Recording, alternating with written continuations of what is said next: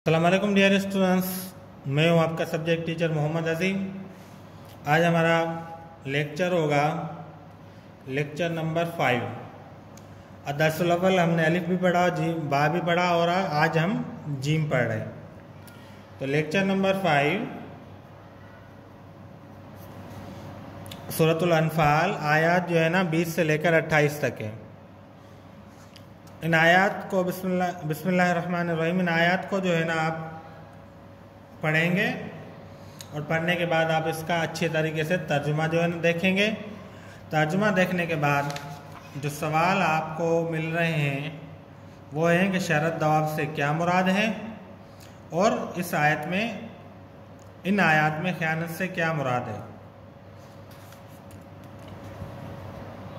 तो हम इसकी थोड़ी तशरीह कर लेते हैं कि इन आयत में क्या क्या बातें बयान की हुई हैं। एक बात तो ये बयान हुई है कि शरत दवाब से अल्लाह तबारक व तआला ने क्या मुराद लिया है। शरत दवाब से अल्लाह तबारक व तआला ने मुराद वो काफिर लिए हैं जो सुनने की ताकत भी रखते हैं फिर भी अल्लाह का इनकार करते हैं। ऐसे लोगों को अल्लाह तबारक व तआला ने गूंगे और बहरे कहा है कि अल्लाह फरमाते हैं कि कुछ शक नहीं कि खुदा के नज़दीक तमाम जानदारों से बदतर बहरे गूंगे हैं जो कुछ नहीं समझते। ये आ रहा है ना, इन्न शर्रद दवाब इंदल्लाहि सुम्मुल बुक्मुल लज़ीना ला याक़िलून, यानी कि ऐसे लोग तमाम जानदारों से बदतर हैं, गूंगे हैं जो कुछ नहीं समझते। हक आ गया सुनने के बावजूद उसको समझते नहीं हैं, अल्लाह का इनकार करते हैं। तो शरत दवाब लफ्ज़ का मतलब है बदतरीन जानवर। समझ में आ गई बात?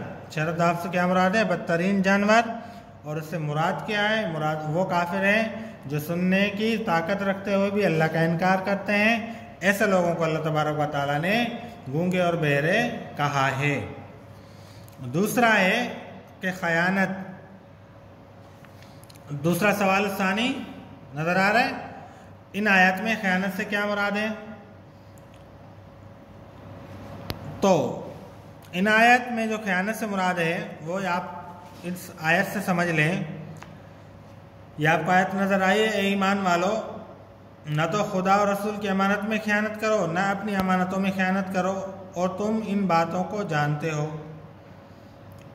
यानी अल्लाह और अल्लाह के रसूल की अमानत में खयानत न करो, इसका मतलब यह है कि उसमें अपनी ही मर्जी शामिल न करो।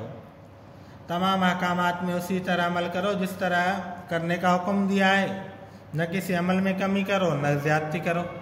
यानी अपनी तरफ से दीन नहीं बनो, जो हुक्म दिया है जितना हुक्म दिया है वही करो, इससे ज्यादा नहीं।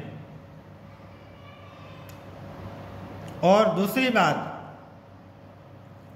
जो फरमाई है कि ना अपनी अमानतों में खयानत करो, इसका मतलब क्या है? इसका मतलब ये है कि एक शख्स दूसरे के पास जो अमानत रखवाता है उसमें उसको खयानत नहीं करनी चाहिए। फिर वो अमानत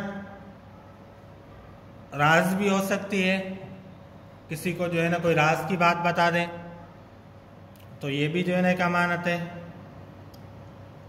अब मुसलमानों के राज जो है ना काफिरों को नहीं बतलाने चाहिए, ये भी खयानत होगी।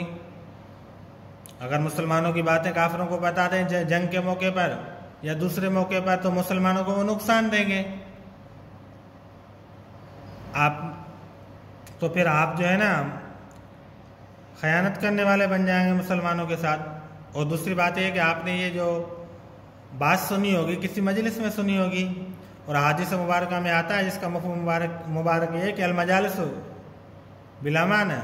तो मजालिस जो हैं वो हुक्म क़ाल अलैहिस्सलातु वस्सलाम, अल्लाह रब्बुल इज़्ज़त कमी बेशी माफ़ फरमाए कि मजालिस अमानत की तरह हैं। जो मजलिस में बात हो जाए वो कहीं और ना हो। इसलिए ये दोनों चीज़ें आपको समझ में आ गई कि इन आयात में शरत दवाब से क्या मुराद है उसको बयान किया गया है और खयानत से क्या मुराद है उसको बयान किया गया है।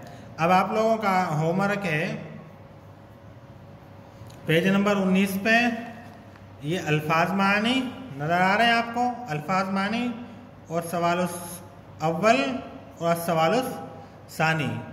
इंशाल्लाह नेक्स्ट लेक्चर तक जो है ना आप अपना जो है ना अच्छे तरीके से जो है ना इसको रीडिंग कर लेना कुरान पाक की आयत को समझ कर, और ये सवाल जवाब जो है ना हल करके आपको बतलाए गए हैं, अच्छे तरीके से बतलाए गए हैं, और आप अच्छे तरीके से उसको हल करके याद करके लिख कर दिखाना।